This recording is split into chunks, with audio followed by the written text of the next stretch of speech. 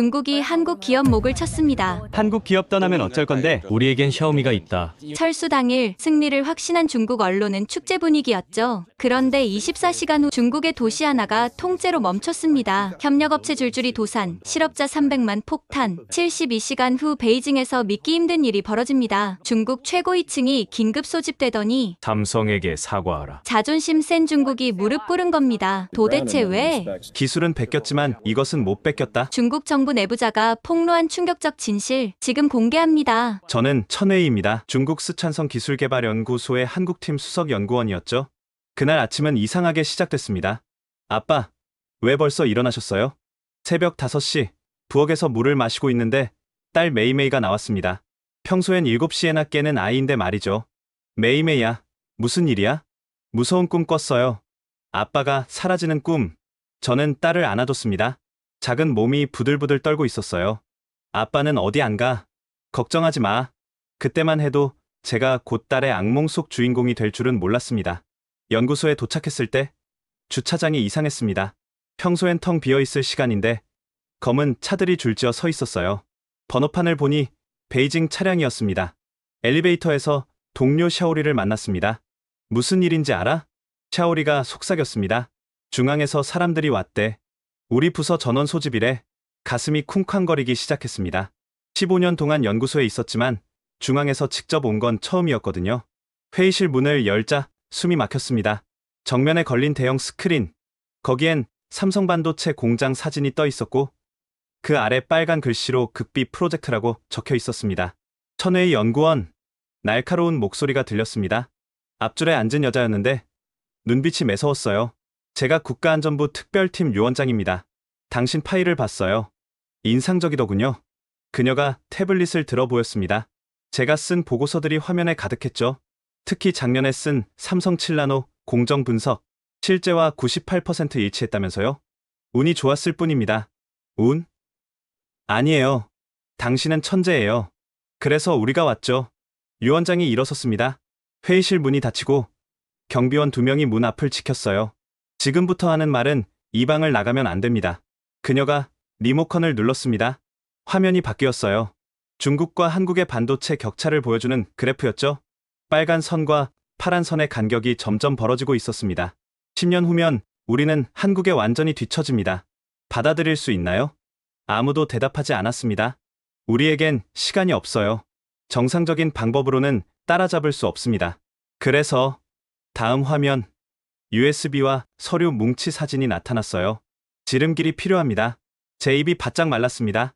이건 명백한 산업 스파이 작전이었어요. 거부하면 어떻게 되죠? 제가 물었습니다. 유원장이 차갑게 웃었어요. 거부요? 천회의 연구원, 당신 아버님이 대만 친척들과 자주 연락하시던데요. 그것도 흥미로운 내용들로 심장이 멈출 것 같았습니다. 아버지는 단순히 사촌들과 안부를 주고받을 뿐인데 오해입니다. 아버지는 그저 알아요. 하지만 해석하기 나름이죠. 국가 기밀을 다루는 연구원의 아버지가 적성 지역과 연락을 주고받는다? 흥미로운 스토리가 될 수 있겠네요. 덫에 걸렸습니다. 완벽하게. 반대로 협력하면 어떻게 되죠? 연봉 3배. 딸은 베이징 최고 음악학교 특별 전형. 부인은 공무원 특채. 그리고 상하이 아파트 한 채. 동료들이 숨을 삼켰습니다. 평생 벌어도 살 수 없는 조건이었어요. 24시간 드릴게요. 하지만 기억하세요. 이미 당신들은 국가 기밀을 알았어요. 거부한다면 글쎄요. 기밀 유지 서약 위반은 최소 10년이죠. 그들이 나간 후 회의실엔 무거운 침묵이 흘렀습니다. 샤오리가 먼저 입을 열었어요. 미쳤어. 이건 완전히 미친 짓이야. 하지만 거절할 수 있을까? 다른 동료가 물었습니다. 저는 아무 말도 하지 못했어요. 핸드폰 속 가족 사진을 보며 생각했죠. 이게 정말 가족을 위한 일일까? 아니면 파멸의 시작일까? 24시간 후 우리 모두는 그 서류에 서명했습니다. 빨간 도장이 찍히는 순간 악마와의 거래가 시작됐습니다. 그리고 그 대가가 얼마나 참혹한지 우리는 곧 알게 될 거였어요. 그로부터 6개월 후 운명의 그날이 찾아왔습니다. 새벽 5시 47분. 핸드폰이 미친 듯이 울렸습니다. 화면에 뜬 이름은 류원장, 국가안전부 특별팀장이었죠. 천웨이, 지금 당장 스촨 산업단지로 와. 삼성이 철수한다. 뭐라고요? 삼성이요? 설명할 시간 없어. 30분 안에 도착해. 전화가 끊겼습니다. 제 손이 떨렸어요. 우리가 6개월 동안 진행한 작전이 들켰다는 뜻일까요? 아내를 깨우지 않으려 조심스럽게 옷을 입었습니다. 거실을 지나는데 메이메이가 그린 그림이 보였어요. 우리 가족이 손잡고 있는 그림. 가슴이 찌릿했습니다. 아빠 어디 가세요? 메이메이가 방문을 열고 나왔습니다. 회사에 급한 일이 있어서. 금방 올게. 또요? 아빠는 맨날 급한 일이 있어요. 그 말이 비수처럼 꽂혔습니다. 차를 몰고 산업단지로 가는 길. 평소엔 40분 걸리는 거리를 20분 만에 달렸어요. 새벽 도로는 텅 비어 있었지만 제 마음은 1000가지 생각으로 가득했습니다. 삼성이 정말 철수한다고? 왜? 설마 우리가 한 일을 알아챈 건가? 산업단지 입구에 도착했을 때 믿을 수 없는 광경이 펼쳐졌습니다. 주차장이 텅 비어 있었어요. 매일 아침 7시면 가득 차던 그 거대한 주차장이 완전히 비어 있었습니다. 마치 좀비 영화의 한 장면 같았죠. 정문 경비실도 비어 있었습니다. 경비원 왕 아저씨는 항상 6시엔 출근했는데 천웨이 유원장이 삼성협력업체 건물 앞에서 손을 흔들었습니다. 그녀의 얼굴은 창백했어요. 언제 발표했습니까? 오늘 새벽 4시 한국 본사에서 공식 성명을 냈어. 중국 내 모든 생산시설 철수. 즉시 시행. 즉시요? 어제까지 야근하던 직원들이 오늘 아침 출입증이 막혔대. 이메일로 해고 통지받고 건물 로비로 들어갔습니다. 충격적인 장면이었어요. 수백 명의 직원들이 상자를 들고 나오고 있었습니다. 어떤 사람은 울고 어떤 사람은 멍한 표정으로 걷고 있었죠. 15년 동안 일했는데 이메일 한 통이라니. 한 중년 여성이 흐느꼈습니다. 손에는 작은 화분과 사진 액자가 들려 있었어요. 김 과장님, 어떻게 된 거예요? 제가 아는 한국인 관리자를 발견했습니다. 그도 짐을 싸고 있었어요. 천 연구원님, 저도 몰랐어요. 본사 결정이래요. 기술 유출 우려 때문이라고. 그의 눈빛이 의미심장했습니다. 뭔가 알고 있는 듯했어요. 설마 우리가... 쉿, 여기선 얘기하지 마세요. 김 과장이 주변을 살피며 속삭였습니다. 3개월 전부터 본사에서 감사팀이 나왔었어요. 뭔가 이상한 낌새를 챘나 봐요. 심장이 쿵쿵 뛰었습니다. 우리가 첫 USB를 빼낸 게 작전 시작 2주 후였는데 3개월 전이면 정확히 그 시점이었거든요. 밖으로 나왔을 때 더 충격적인 장면이 기다리고 있었습니다. 협력업체 건물 앞에 수십 대의 이삿짐 트럭이 줄지어 서 있었어요. 가구, 장비, 서류함들이 쏟아져 나왔습니다. 전 재산을 여기 투자했는데 한 협력업체 사장이 소리쳤습니다. 삼성 물량 받으려고 대출까지 받아서 공장 확장했단 말이야? 이제 어떻게 하라고? 주변 상가 거리로 걸어갔습니다.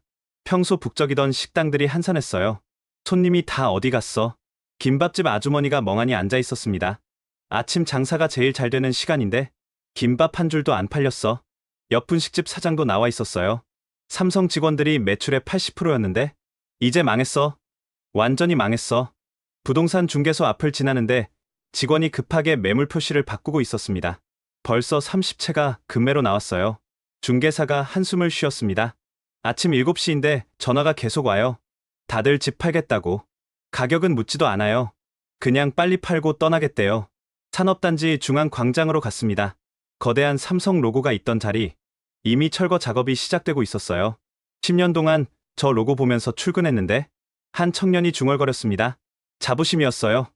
삼성협력업체 다닌다는 게 이제 뭘 믿고 살아야 하나? 유원장이 제 옆으로 왔습니다. 천웨이, 이게 우리가 원했던 건가? 아니요. 우리는 그저 기술? 우리가 훔친 건 기술이 아니야. 이 사람들의 삶이었어. 오전 9시가 되자 시청 직원들이 나타났습니다. 긴급 현황 파악에 나선 거죠. 피해 규모가 어느 정도예요? 공무원이 물었습니다. 직접 고용 3만 5천 명, 간접 고용 8만 5천 명, 연관 상권 종사자까지 합치면 12만 명이 넘어요. 12만 명이요? 이 도시 경제활동 인구의 40%예요. 사실상 도시 경제가 마비된 거죠. 그때 한 노인이 다가왔습니다. 당신들이 정부 사람이야? 네, 어르신. 무슨 일이신가요? 내 아들이 삼성 2차 협력업체에 다녔어. 어제까지 잔업하고 밤 11시에 들어왔는데 오늘 아침에 회사가 문을 닫았대. 손자 둘 대학 등록금은 어떻게 하냐고 울면서 전화했어. 정부는 뭐 했어? 노인의 눈에 눈물이 고였습니다. 30년 동안 성실하게 일했어. 세금도 꼬박꼬박 냈고. 그런데 하루아침에 이게 뭐야? 저는 그 자리에서 도망치고 싶었습니다. 이 모든 게 우리가 시작한 일이었으니까요. 유 원장이 저를 데리고 한적한 곳으로 갔습니다. 천웨이, 우리가 큰 실수를 한 것 같아. 이제 와서 무슨 베이징에 보고해야 해. 상황이 우리 예상을 완전히 벗어났어. 제가 주변을 둘러봤습니다. 텅 빈 건물들, 울고 있는 사람들, 무너져가는 도시. 우리가 원했던 건 기술이었습니다. 하지만 우리가 파괴한 건 수십만 명의 삶이었어요. 이제 어떻게 해야 하죠? 몰라. 정말 모르겠어. 그때 전화가 왔습니다. 베이징이었어요. 하지만 이 상황을 이해하려면 6개월 전으로 돌아가야 합니다. 6개월 전으로 돌아가 보겠습니다. 그 서류에 도장을 찍고 일주일 후 첫 번째 전체 회의가 열렸습니다. 장소는 베이징 외곽의 비밀 연수원이었죠. 천웨이, 여기야. 샤오리가 손을 흔들었습니다. 연수원 강당에는 전국에서 모인 전문가 50명이 있었어요. 반도체, 전자, 화학, 심지어 심리학 전문가까지. 이 정도 규모일 줄은 몰랐어. 제가 놀라서 말했습니다. 국가 프로젝트잖아. 장난 아니야. 앞쪽 단상에 유 원장이 올라갔습니다. 옆에는 처음 보는 노인이 있었어요. 군복을 입고 있었는데 계급장이 엄청났습니다. 제가 이번 프로젝트 총책임자 장용 장군입니다. 장군이라니 군대까지 관여하고 있었던 겁니다. 여러분이 앞으로 6개월 동안 할 일은 단순합니다.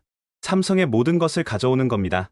기술, 공정, 인력, 심지어 그들의 정신까지. 대형 화면에 조직도가 떴습니다.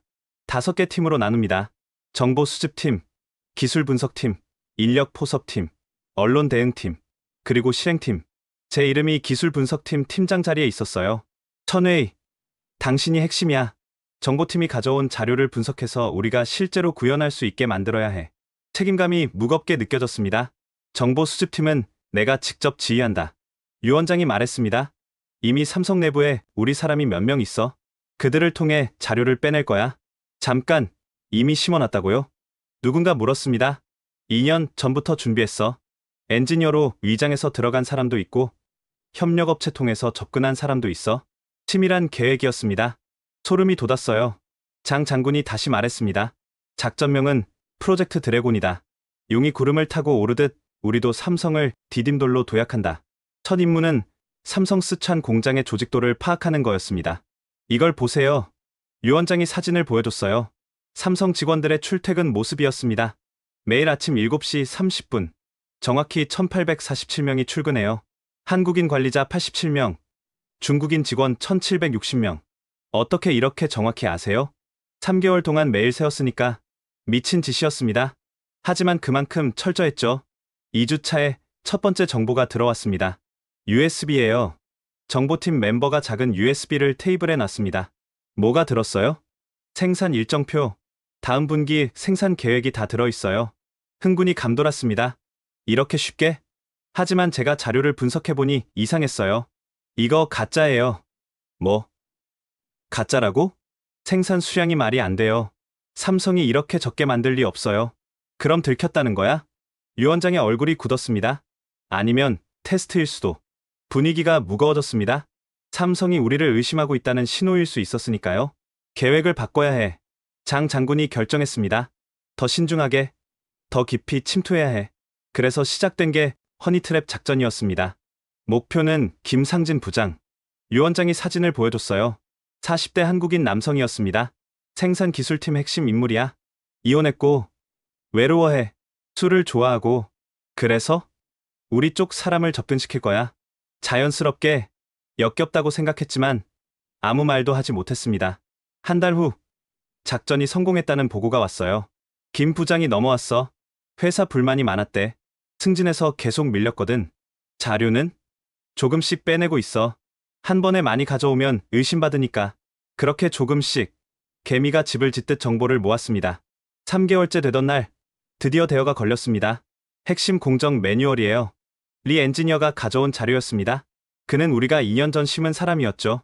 7나노 공정 전체 매뉴얼, 장비 세팅값부터 불량품 처리까지 다 있어요. 모두가 환호했습니다. 드디어 해냈다고. 하지만 제가 분석을 시작하자 이상한 점을 발견했어요. 이거 봐요. 여기 품질 기준.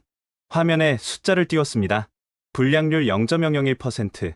10만 개 중 하나만 불량이래요. 그게 왜? 불가능해요. 우리 최고 공장도 0.1%예요. 100배 차이가 나. 그럼 거짓말이야? 아니요. 더 무서운 거예요. 정말로 이 수준을 달성했다는 거죠. 회의실이 조용해졌습니다. 어떻게? 모르겠어요. 기술만으로는 설명이 안 돼요. 뭔가 다른 게 있어요. 장 장군이 짜증을 냈습니다. 다른 게 뭔데? 마법이라도 쓴다는 거야? 시스템이에요. 단순한 기술이 아니라 전체 시스템. 사람, 문화, 철학까지 다 포함된 철학.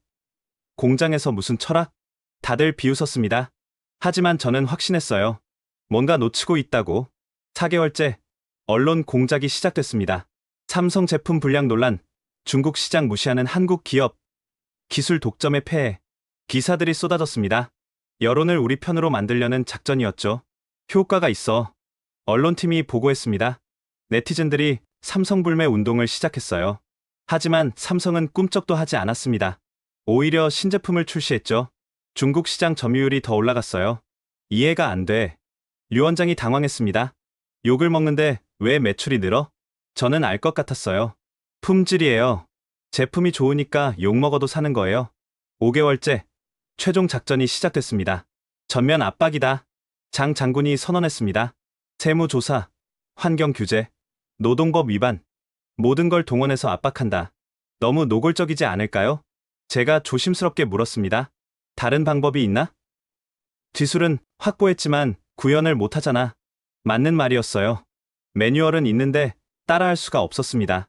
뭔가 빠진 조각이 있었어요.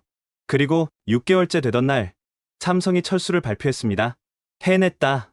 다들 환호했습니다. 우리가 이겼다고. 하지만 저는 불안했어요. 너무 갑작스러웠거든요. 마치 계획된 것처럼. 그리고 지금 현장에서 보니 알겠어요. 우리가 이긴 게 아니었습니다. 삼성이 떠난 거였어요. 그것도 우리가 감당할 수 없는 파괴를 남기고. 정보 수집 작전의 실체를 말씀드리겠습니다. 지금 생각해도 치가 떨리는 일들이었어요. 작전의 핵심은 리원하오라는 사람이었습니다. 32살, 전자공학 박사, 겉으로는 평범한 엔지니어였지만 사실은 국가안전부가 7년 동안 키운 산업 스파이였죠. 리원하오를 소개한다. 류 원장이 한 남자를 데려왔습니다. 평범한 인상이었어요. 그게 장점이었죠. 눈에 띄지 않는다는 것. 2년 전 삼성협력업체에 입사했어. 이제 핵심 부서로 옮겼고, 리원하오가 말했습니다. 삼성 직원들과 친해지는데 1년이 걸렸어요. 한국어도 완벽하게 익혔고, 한국 문화도 공부했죠. 노래방에서 한국 가요를 부르고, 소주를 마시면서 형, 동생 하는 사이가 됐어요. 신뢰를 얻었다는 거죠? 네. 지난주엔 김 과장 집에 초대받았어요. 가족 같다면서. 그 말을 들으니 씁쓸했습니다. 신뢰를 이용한다는 게 첫 번째 목표는 서버 접속 권한이야. 류 원장이 노트북을 열었습니다. 삼성 내부 서버에는 모든 게 있어. 설계도, 공정 데이터, 심지어 미래 계획까지. 보안은요? 3중 보안이야. 지문, 홍채, 그리고 동적 비밀번호. 그럼 불가능하잖아요. 아니야. 방법이 있어. 그들의 방법은 단순하면서도 치밀했습니다. 첫 단계는 물리적 접근이었어요. 청소부를 매수했어. 청소부요? 밤 10시에 사무실 청소하는 아주머니. 한 달 월급의 10배를 줬더니 넘어왔어. 청소 카트에 초소형 카메라를 설치했대요. 직원들이 비밀번호 입력하는 걸 촬영하는 거죠. 두 번째는 USB 작전이었습니다. 이걸 보세요. 류 원장이 USB를 보여줬어요. 겉보기엔 평범한 삼성 로고 USB였습니다. 선물용으로 만들었어. 삼성 창립 기념일에 나눠줄 거야? 그냥 USB를? 겉만 USB야. 안에는 트로이 목마 바이러스가 있어. 컴퓨터에 꽂기만 하면 자동으로 설치돼. 백신에 안 걸려요? 삼성 보안팀 출신을 영입했어. 그들의 백신 시스템을 다 알아. 무서운 계획이었습니다. 세 번째는 인간관계를 이용한 방법이었어요. 박 대리라고 있어. 도박 빚이 3억이야. 그래서? 도와줬어. 빚을 대신 갚아줬지. 물론 조건이 있었고, 박 대리는 매주 USB에 자료를 담아서 전달했대요. 죄책감에 시달리면서도 거부할 수 없었죠. 가족을 지켜야 했으니까. 넷째는 연애 작전이었습니다. 왕리리를 소개할게. 예쁜 여자가 들어왔습니다. 20대 후반쯤 되어 보였어요. 저는 3개월 전부터 최 부장과 사귀고 있어요. 최 부장이면 품질관리팀장? 네. 외로운 사람이었어요. 한국에서 가족 없이 혼자 왔거든요. 왕리리는 우연을 가장해서 접근했대요. 헬스장에서, 커피숍에서 계속 마주치다가 자연스럽게 가까워졌죠. 지난주에 고백했어요. 그의 노트북 비밀번호도 알아냈고요. 어떻게? 생일이더라고요. 대부분 사람들이 그래요. 기억하기 쉬운 걸로 정하죠. 다섯째는 해킹이었습니다. 이건 좀 기술적인 얘기인데 IT 전문가가 설명했습니다. 삼성 직원들이 자주 가는 커피숍 와이파이를 해킹했어요. 가짜 와이파이를 만들어서 자동 연결되게 했죠. 그래서 메일, 메신저, 심지어 화상회의 내용까지 다 수집했어요. 이 모든 작전이 동시에 진행됐습니다. 어느 날 리원하우가 긴급 연락을 해왔어요. 큰 걸 발견했어요. 뭔데? 신제품 개발 계획서요. 아직 공개 안 된 거예요. 자료를 받아보니 정말 대단했습니다. 2년 후까지의 개발 로드맵이 다 있었어요. 하지만 이상한 부분도 있었습니다. 여기 보세요. 비상 계획이라고 되어 있는데 중국 시장 철수 시나리오? 문서에는 상세한 철수 계획이 있었어요. 마치 준비하고 있었던 것처럼. 설마 우리를 알고 있었던 건가? 불안했지만 무시하기로 했습니다. 우리가 유리하다고 믿었으니까요. 정보 수집은 점점 대담해졌어요. 이번엔 직접 침투야. 유 원장이 말했습니다. 야간에 사무실에 들어갈 거야. 미쳤어요? 경비가 얼마나 삼엄한데? 경비 주임을 매수했어. 1시간 동안 CCTV를 끌 거야. 작전 당일 밤, 검은 옷을 입은 요원 3명이 침투했습니다. 저는 밖에서 모니터링했어요. 서버실 진입 완료. 무전기에서 소리가 들렸습니다. 하드디스크 복사 시작.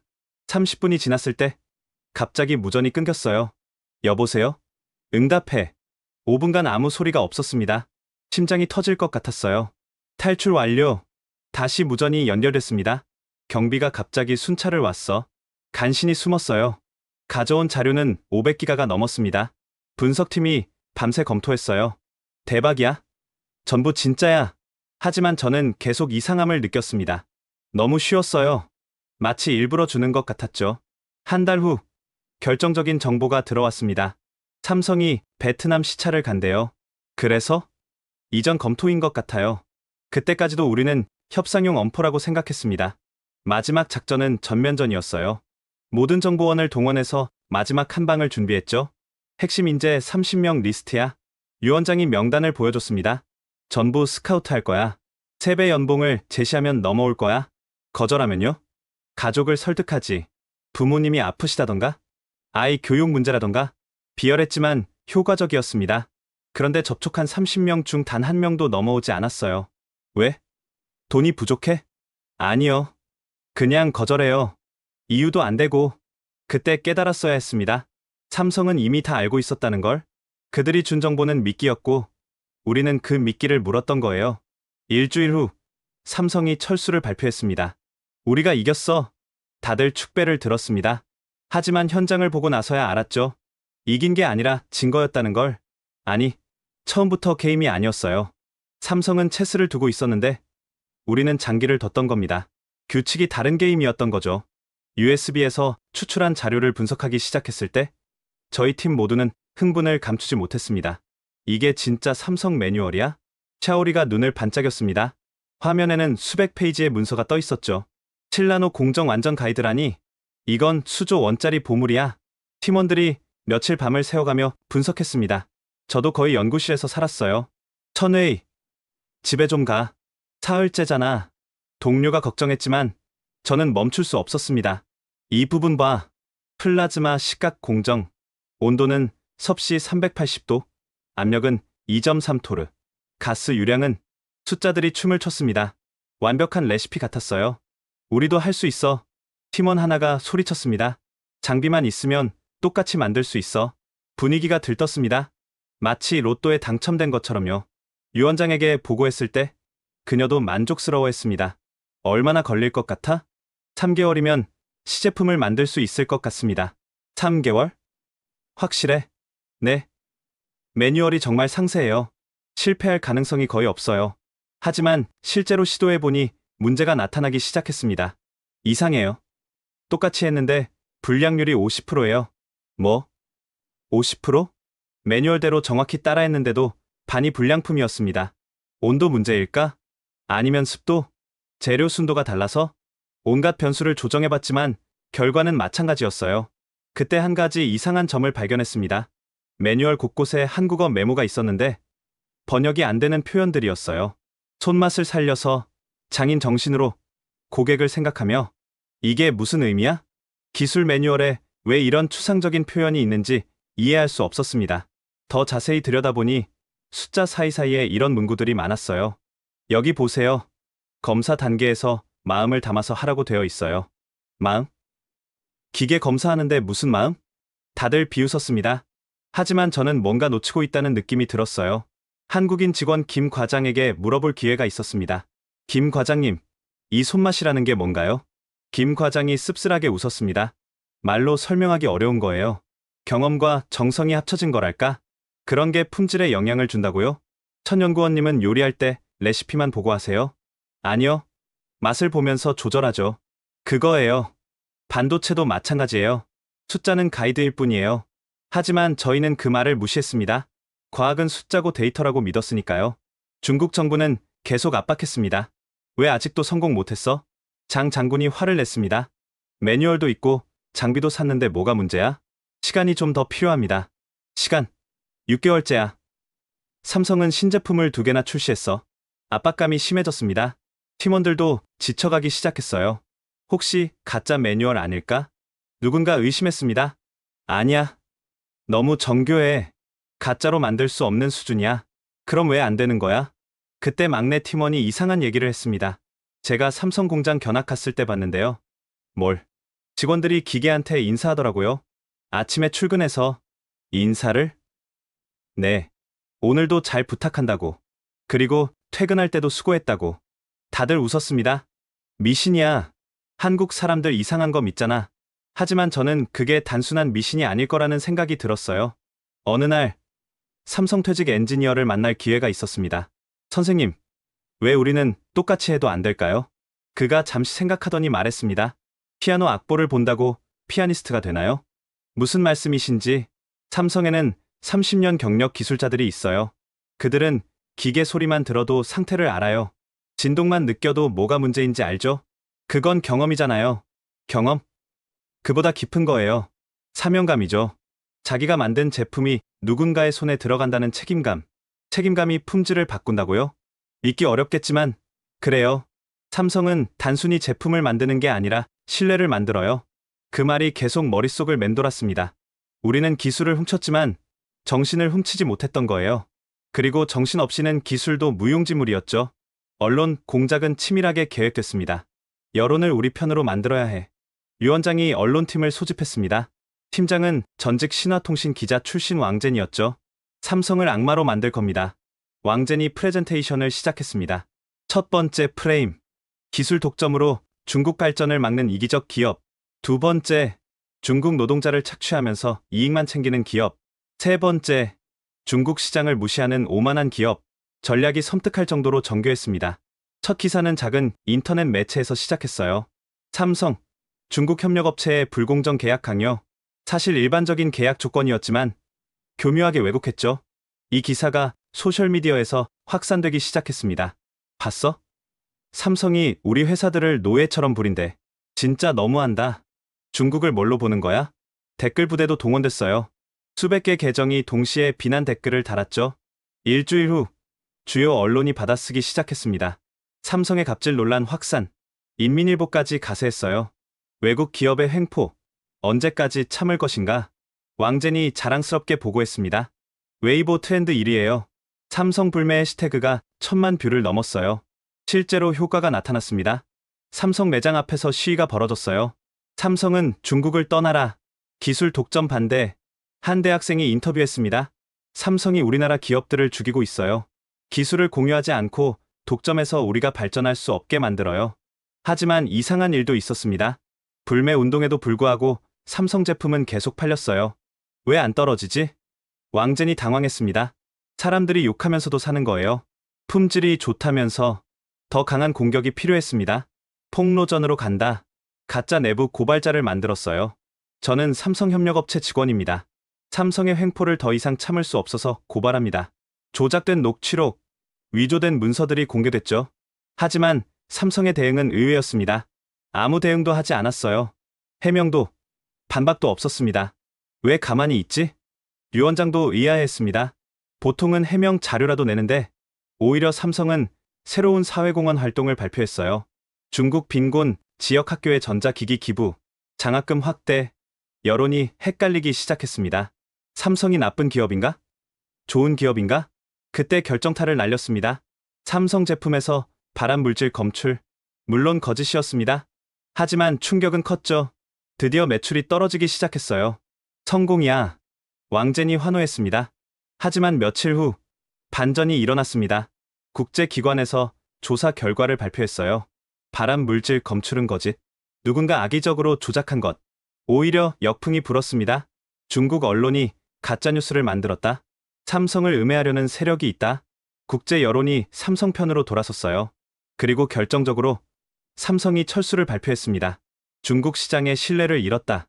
더 이상 사업을 계속할 수 없다. 우리는 이겼다고 생각했습니다. 하지만 진짜 패배자는 우리였어요.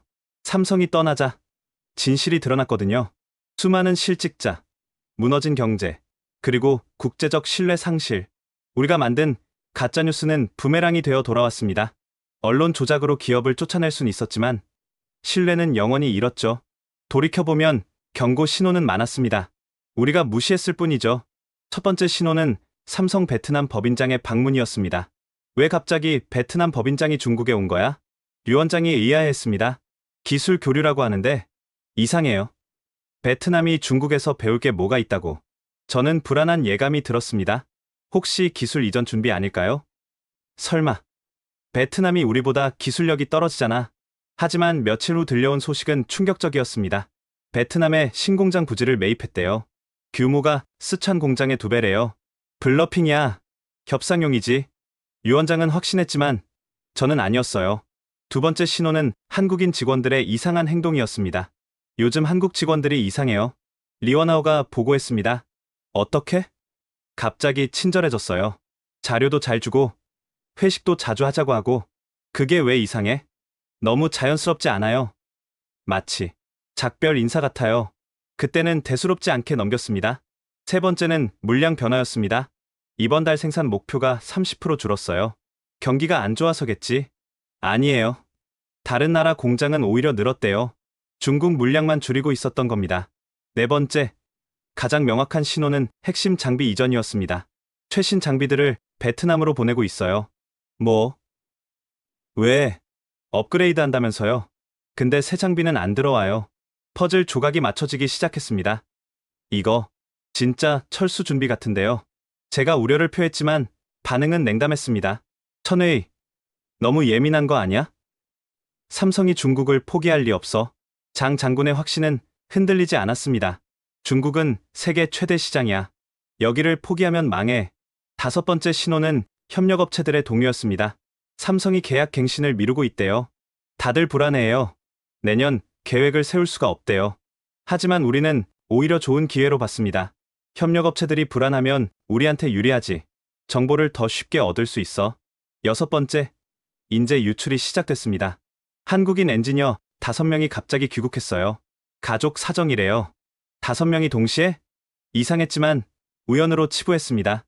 일곱 번째는 보안 강화였습니다. 갑자기 출입 절차가 까다로워졌어요. 리원하오가 짜증을 냈습니다. USB도 반입 금지고 핸드폰도 카메라 봉인하고. 정보 유출을 막으려는 거겠지? 아니에요. 느낌이 달라요. 마치 증거를 수집하는 것 같아요. 그 말이 맞았습니다. 삼성은 우리의 모든 행동을 기록하고 있었던 거예요. 여덟 번째, 현지 채용이 중단됐습니다. 신입사원 공채가 취소됐대요. 왜? 사업 재편한다고. 대학생들이 항의했지만 소용없었습니다. 아홉 번째는 투자 중단이었습니다. 2단계 공장 증설이 무기한 연기됐어요. 이유가 뭐래? 시장 상황 검토가 필요하대요. 마지막 신호는 가장 직접적이었습니다. 삼성중국 총괄 사장이 정부 관계자를 만났어요. 무슨 얘기를 했대? 사업 환경 개선을 요청했대요. 기술 보호, 공정거래 같은. 그게 다야? 마지막에 이런 말을 했대요. 신뢰가 깨지면 복구가 불가능하다고. 그것은 최후 통첩이었습니다. 하지만 우리는 협박으로 받아들였어요. 겁주려는 거야. 우리가 물러설 것 같아? 오히려 압박을 강화했습니다. 그리고 정확히 일주일 후 운명의 새벽 4시가 찾아왔습니다. 삼성은 철수를 발표했습니다. 모든 신호를 무시한 대가였죠. 새벽 4시 정각. 제 핸드폰에 뉴스 알림이 떴습니다. 아직 잠들지 못하고 있었거든요. 불안한 예감 때문에 삼성전자, 중국 전면 철수 공식 발표. 손이 떨렸습니다. 핸드폰을 떨어뜨릴 뻔했어요. 바로 류 원장에게 전화했습니다. 봤어요? 진짜예요? 지금 확인 중이야. 너도 빨리 현장으로 와. 새벽 4시 30분. 산업단지로 가는 도로는 이상하게 조용했습니다. 평소 같으면 야간 근무 교대 차량들이 있을 텐데 텅 비어 있었어요. 라디오를 켰습니다. 긴급 속보입니다. 삼성전자가 오늘 새벽 중국 내 모든 생산시설 철수를 발표했습니다. 성명서에 따르면 지적재산권 침해와 불공정 경영환경을 이유로 새벽 5시 산업단지 정문에 도착했을 때 이미 수십 명이 모여 있었습니다. 대부분 한국인 관리자들이었어요. 김 부장님, 정말인가요? 제가 아는 김 부장이 담배를 피우며 서 있었습니다. 눈이 충혈되어 있었어요. 천 연구원, 우리도 새벽 1시에 본사 화상회의로 통보받았어요. 5분짜리 일방적 통보였죠.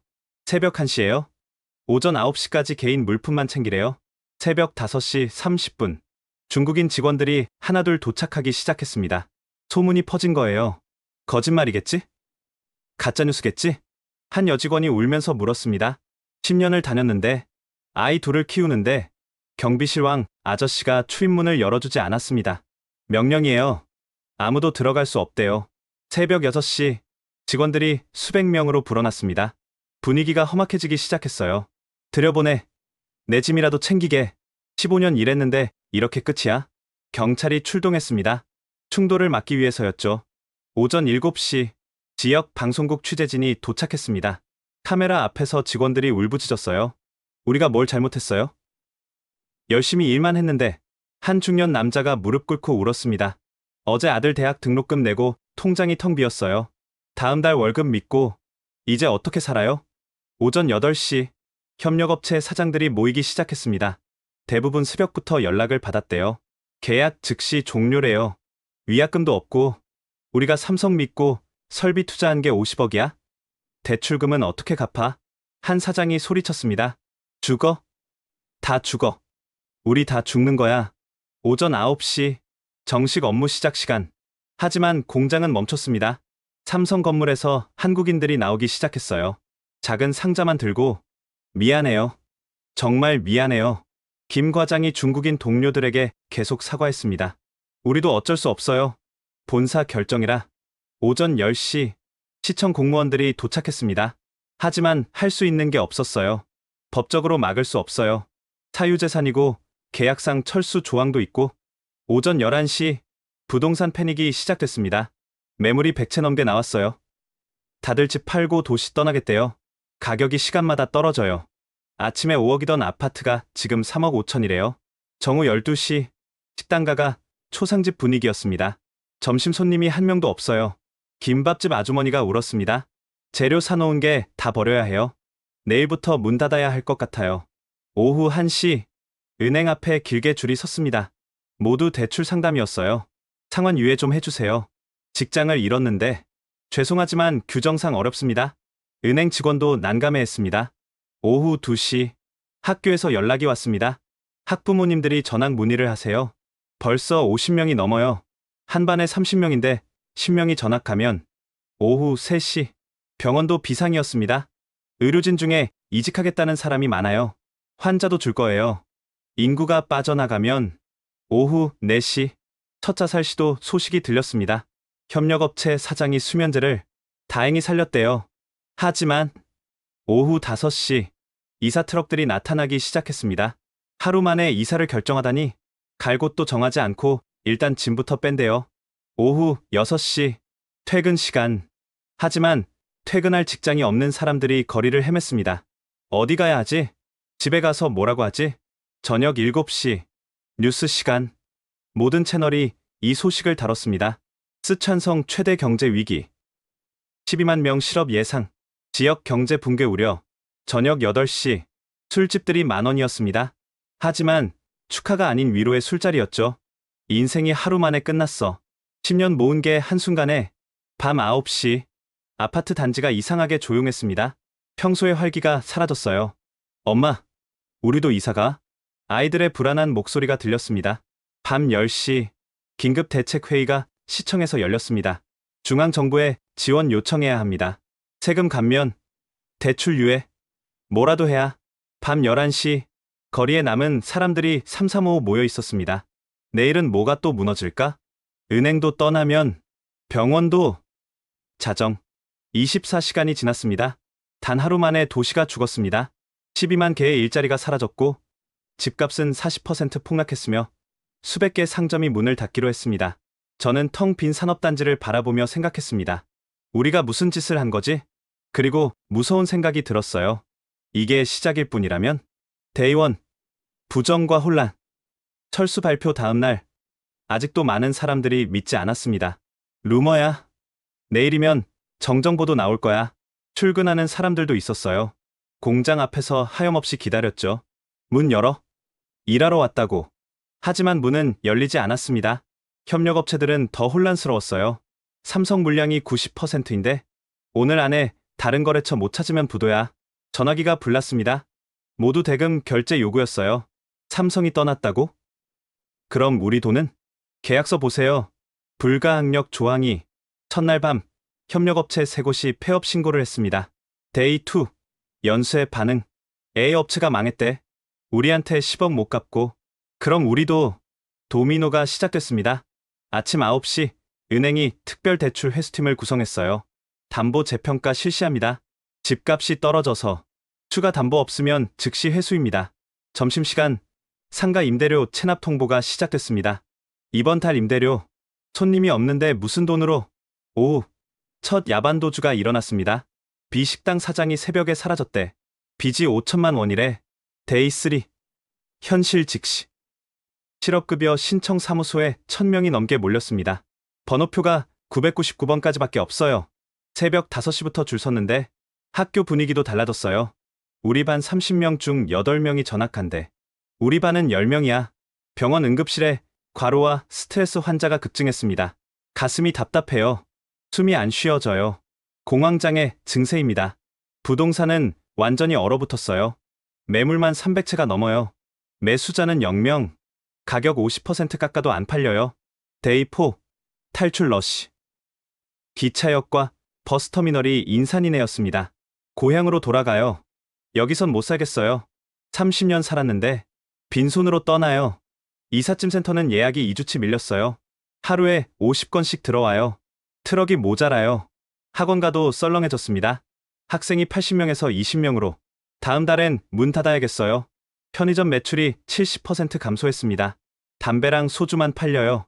컵라면도 안 사가요. 돈 아낀대요. 데이 5 공포 확산. C은행 지점이 철수한대. 우리 적금은? ATM만 남긴대. 대형마트가 영업시간을 단축했습니다. 손님이 없어서. 직원도 반해고했어요. 교통량이 눈에 띄게 줄었어요. 출퇴근 시간에도 도로가 한산해. 주유소도 매출이 반토막 났대. 그날 밤 두 번째 자살 소식이 들렸습니다. 40대 가장이 보험금이라도 남기려고. 데이 6 시스템 붕괴. 쓰레기 수거가 중단됐어요. 인력이 다 떠났대요. 가로등 고장도 수리 안 돼요. 치안도 불안해졌습니다. 빈집털이가 늘었대. 경찰 인력도 부족해. 병원이 진료 과목을 축소했습니다. 의사 선생님들이 대도시로 이직했어요. 응급실만 겨우 운영해요. 대중교통이 감축 운행을 시작했습니다. 버스 노선 절반이 중단됐어요. 택시도 잡기 힘들어요. 데이 7 완전한 붕괴. 일주일 만에 도시는 알아볼 수 없게 변했습니다. 거리의 상점 70%가 문을 닫았어요. 임대문에 스티커만 가득했죠. 아파트 단지는 유령 도시가 됐습니다. 우리 동 50세대 중 35세대가 비었어요. 놀이터에 아이들이 없어요. 시장 상인이 울면서 말했습니다. 40년 장사 처음으로 하루 종일 한 푼도 못 벌었어요. 신문 가판대 아저씨도 떠났어요. 신문 살 사람이 없어. 다들 떠났잖아. 저는 일주일 전과 후를 비교하며 충격을 받았습니다. 월요일 인구 50만 도시, 일요일 인구 30만 도시. 월요일 실업률 5%, 일요일 실업률 40%. 월요일 아파트 평균가 5억, 일요일 아파트 평균가 2억. 월요일 상권 가동률 95%, 일요일 상권 가동률 30%. 숫자로는 설명할 수 없는 고통이 더 컸습니다. 가족 해체, 이혼 급증, 학생들의 트라우마, 노인들의 절망. 한 할아버지가 빈 공장을 보며 말했어요. 전쟁도 이렇게 빨리 망하진 않았어. 일주일. 단 일주일 만에 번영하던 도시가 죽은 도시가 됐습니다. 그리고 이것은 시작에 불과했습니다. 왜냐하면 다른 외국 기업들도 움직이기 시작했거든요. 일주일 후 베이징에서 긴급 소집 명령이 떨어졌습니다. 전원 24시간 내 도착, 불참 10화면, 중앙당 회의실, 살벌한 분위기였습니다. 이게 성공이야? 당 서기가 테이블을 내리쳤습니다. 12만 실업자, 8조 원 증발, 국제 망신. 이게 니들이 한 짓이야? 장용 장군이 변명했습니다. 예상 못한 변수였습니다.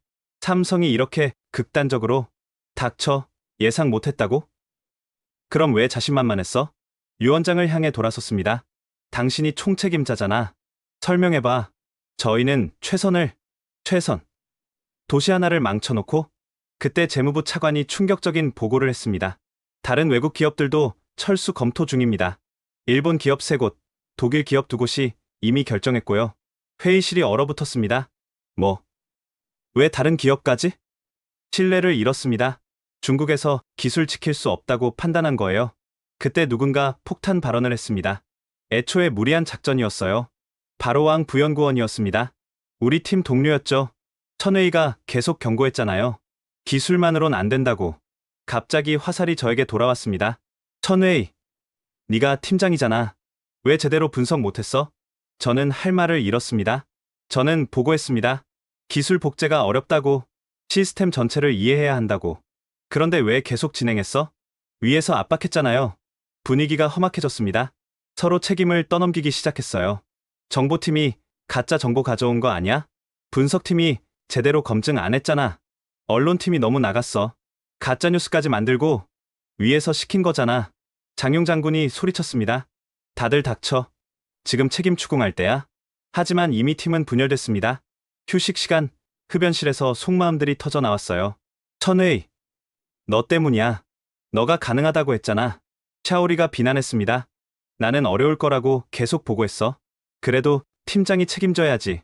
동료들이 등을 돌렸습니다. 유 원장도 저를 따로 불렀어요. 천회의, 미안하지만 누군가는 책임져야 해. 제가 희생양이 되라는 거예요? 아니야. 하지만 너가 실무 책임자였잖아. 억울했습니다. 하지만 반박할 수 없었어요. 실제로 저도 가담했으니까요. 오후 회의가 재개됐습니다. 일단 수습이 급하다. 당 서기가 말했습니다. 실업 대책, 경제 지원, 뭐라도 해야 해. 예산이 없습니다. 이미 적자인데. 그럼 어쩌라고? 폭동 일어나게 놔둘 거야? 실제로 시위 조짐이 보였어요. 실직자들이 시청 앞에 모이고 있어요. 삼성 복귀 요구한대요. 정부 책임 추궁하고. 이번엔 외교부가 나섰습니다.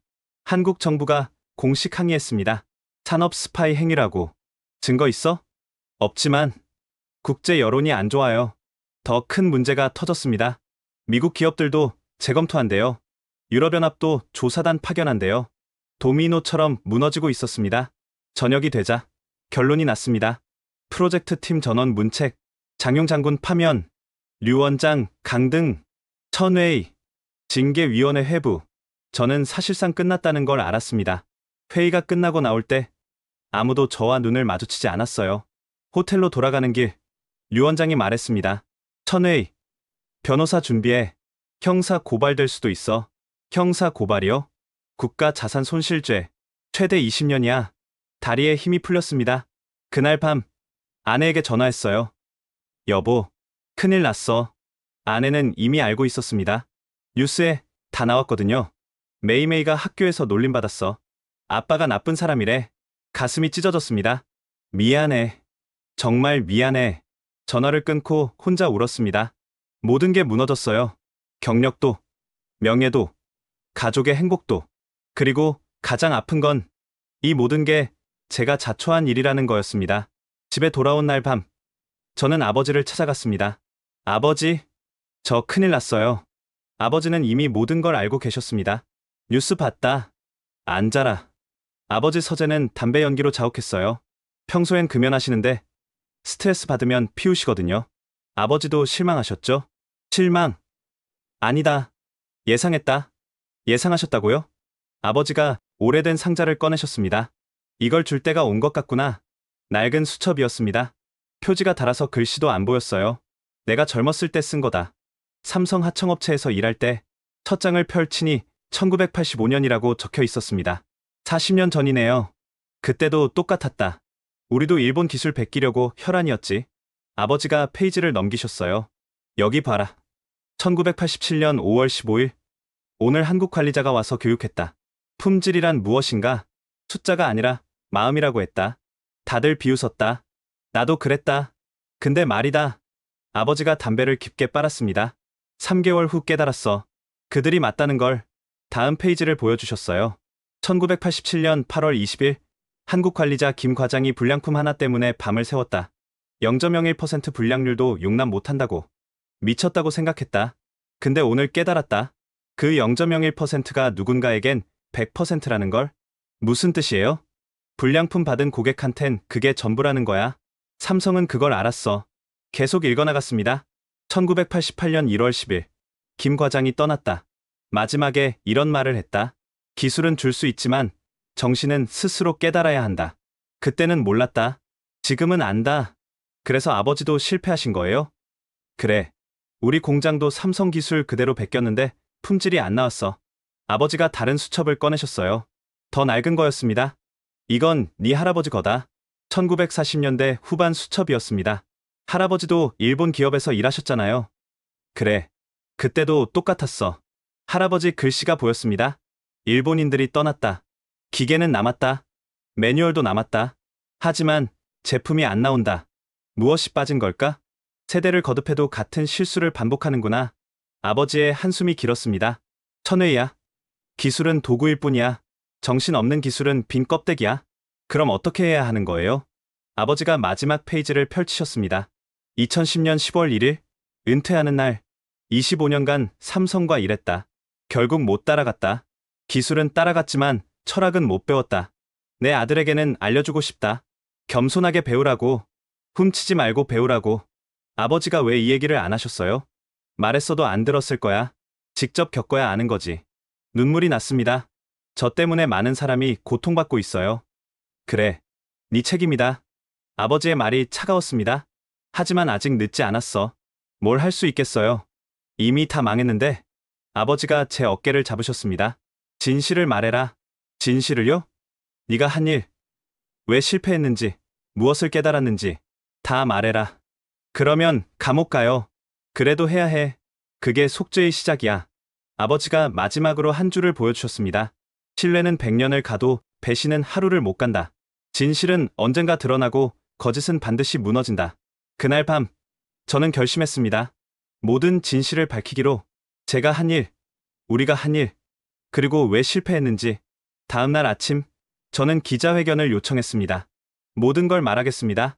기자회견장에 들어서니 수백 명의 기자가 기다리고 있었습니다. 플래시가 터지고 카메라가 돌아갔어요. 제 인생에서 가장 어려운 순간이었습니다. 심호흡을 하고 마이크를 잡았습니다. 안녕하세요. 천회희입니다.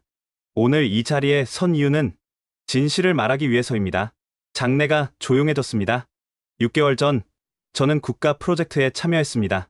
삼성의 기술을 확보하는 임무였죠. 기자들이 술렁였습니다. 우리는 스파이를 심었고 정보를 훔쳤고 언론을 조작했습니다. 구체적으로 어떤 방법을 썼습니까? 한 기자가 물었습니다. 협력업체 직원 매수, 허니트랩, 해킹, 모든 불법적 방법을 동원했습니다. 충격적인 고백이었어요. 하지만 멈출 수 없었습니다. 우리는 기술만 있으면 된다고 생각했어요. 매뉴얼만 있으면 똑같이 만들 수 있다고 믿었죠. 결과는 어땠습니까? 완전한 실패였습니다. 똑같이 해도 품질이 안 나왔어요. 불량률이 50%가 넘었습니다. 왜 실패했다고 생각하십니까? 이것이 핵심이었습니다. 우리는 기술은 훔쳤지만 정신을 훔치지 못했습니다. 품질에 대한 철학, 고객에 대한 책임감, 그런 것들은 매뉴얼에 없었어요. 한 외신 기자가 물었습니다. 그럼 삼성이 의도적으로 철수한 건가요?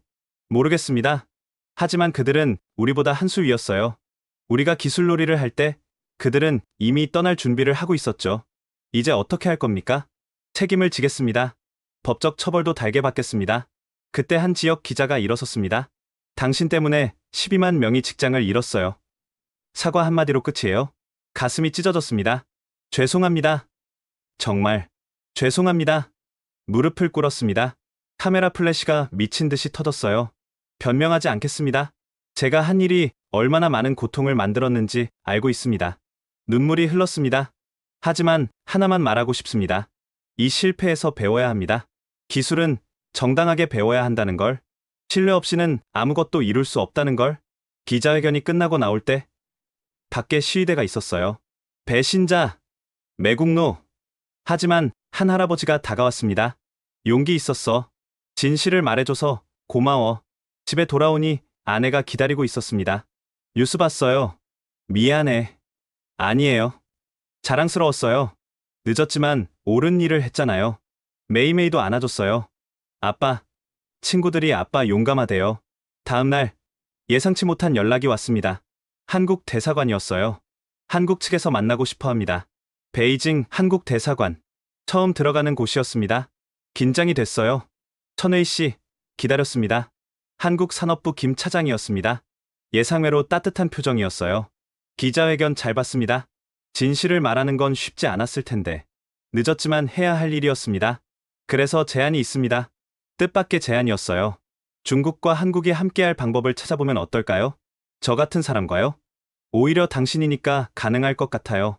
실패를 인정하고 배우려는 사람이니까. 김 차장이 문서를 보여줬습니다. 기술 협력 프로그램이에요. 정당한 방법으로 기술을 배우는 거죠. 내용을 읽어봤습니다. 한국 전문가 파견 교육, 중국 엔지니어 한국 연수, 공동 기술 개발, 지식 재산권 상호 존중. 대가는 뭐죠? 신뢰 회복이요. 그리고 시장 정상화, 삼성이 돌아온다는 거예요. 조건이 맞으면요. 기술 보호 보장, 공정한 경쟁, 그리고 진정한 파트너십이요. 갑을 관계가 아닌 희망이 보이기 시작했습니다. 제가 뭘 해야 하죠? 중국 정부를 설득해주세요. 기술은 훔치는 게 아니라 배우는 거라고. 쉽지 않은 일이었어요. 하지만 해야 했습니다. 그리고 한 가지 더. 김 차장이 사진을 보여줬어요. 쓰촨 산업단지 사진이었습니다. 이 사람들을 도와주세요. 실직자들, 협력업체들. 그들이 진짜 피해자니까. 맞는 말이었습니다. 최선을 다하겠습니다. 악수를 나눴습니다. 따뜻한 손이었어요. 중국으로 돌아와서 정부 보고를 했습니다. 처음엔 반발이 심했어요. 굴복하자는 거야? 아닙니다. 제대로 배우자는 겁니다. 뭐가 다른데? 훔친 기술은 껍데기지만 배운 기술은 우리 것이 됩니다. 긴 설득이 필요했습니다. 결국 한 달 후 합의가 이뤄졌어요. 중한기술협력협정.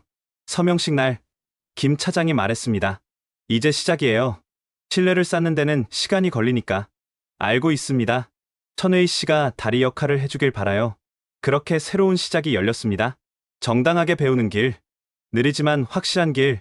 신뢰를 바탕으로 한 진짜 협력의 길. 지금까지 중국의 한 도시가 하루 만에 무너진 충격적인 이야기를 들려드렸습니다. 기술을 훔치려다 신뢰를 잃은 이야기, 작은 욕심이 거대한 재앙이 된 이야기, 그리고 한 사람이 양심을 되찾은 이야기였습니다. 이 이야기가 단순한 과거의 일로 끝나지 않기를 바랍니다. 기술 경쟁이 치열한 오늘날, 우리 모두가 기억해야 할 교훈이 담겨 있으니까요. 진정한 경쟁력은 기술을 훔치는 데서 나오지 않습니다. 신뢰를 쌓고 함께 성장하는 데서 나옵니다. 이 이야기가 도움이 되셨다면 좋아요와 구독 부탁드립니다. 그리고 기업 윤리와 국제 협력의 중요성을 더 많은 사람들이 알 수 있도록 이 영상을 공유해주세요. 다음에도 더 의미 있는 이야기로 찾아뵙겠습니다. 지금까지 원더풀의 사연이었습니다. 감사합니다.